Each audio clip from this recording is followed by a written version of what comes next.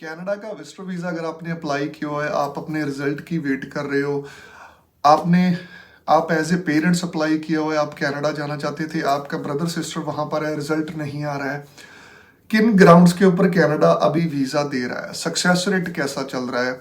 Most of the parents ने apply किया था, जब बच्चों ने अप्लाई किया था अपने पेरेंट्स को बुलाने के लिए कन्वोकेशन के ऊपर, समर वेकेशन के लिए लोग अप्लाई कर रहे हैं, तो कैसा रिस्पॉन्स उनको मिल रहा है डिस्कस करेंगे इस वीडियो में।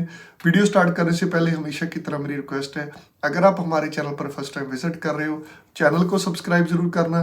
किसी भी तरह की वीज़ा फाइलिंग में हेल्प चाहिए, अपनी प्रोफाइल डिस्कस करना चाहते हो, तो हमारा नंबर यहाँ पर फ्लैश कर रहा है, you can contact us any time.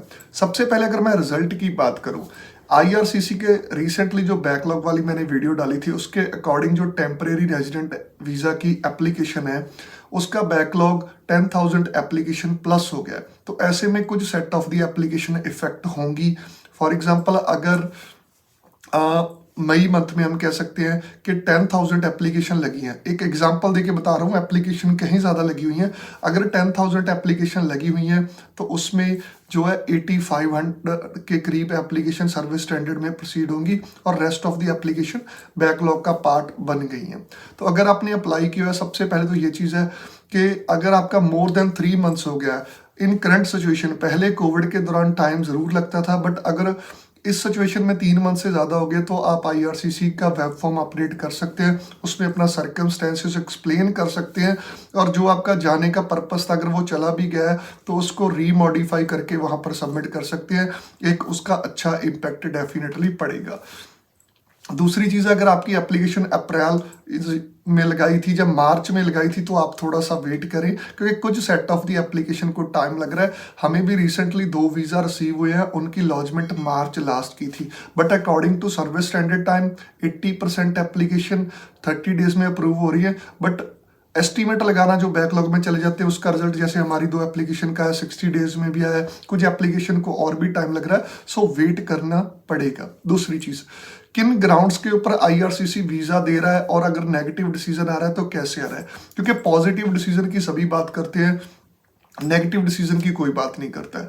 तो सबसे बड़ा जो रीज़न देखा गया है इन दिनों, स्पेशली मई के लास्ट वीक में, तो purpose of visit is not consistent. उसमें डिफरेंट रीजन आ सकते हैं कि आपके जाने का पर्पस क्लियर नहीं हुआ है। वो कैसे?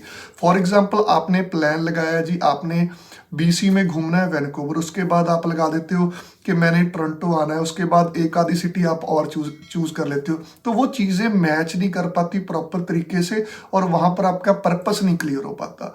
दूसरा ये होता है कि आप 1 मंथ की स्टे मांग लेते हो, आपको किसी ने इनवाइट किया फॉर एग्जांपल कनाडा में, आप किसी पर्टिकुलर ओकेजन के लिए आए हो, किसी मैरिज के लिए आए हो, किसी बर्थडे सेरेमनी के ऊपर आ रहे हो, और आप स्टे मांग लेते हैं 1 मंथ की। रेस्ट ऑफ द डेज में आप क्या करेंगे वो बताना भी जरूरी है, ये भी पर्पस ऑफ विजिट का पार्ट है। फैमिली टाइज भी कुछ लोगों को आ रहा है, उसके ऊपर डिपेंड करता है। अगर आपकी सिंगल प्रोफाइल है उस केस में फैमिली टाइज आपको आ जाता है कि आपके ऊपर कोई डिपेंडेंट नहीं है, इस कारण हमें लगता है कि आप वापस नहीं आओगे। सबसे बड़ी चीज़, अगर कनाडा का टूरिस्ट वीज़ा सक्सेसफुली लेना है, फाइनेंशियल आपके अच्छे हो, 5 से 6 लाख की फंडिंग हो और रेगुलर पैसा आ जा रहा हो अकाउंट में, तो डेफिनेटली प्रोफाइल अच्छी है।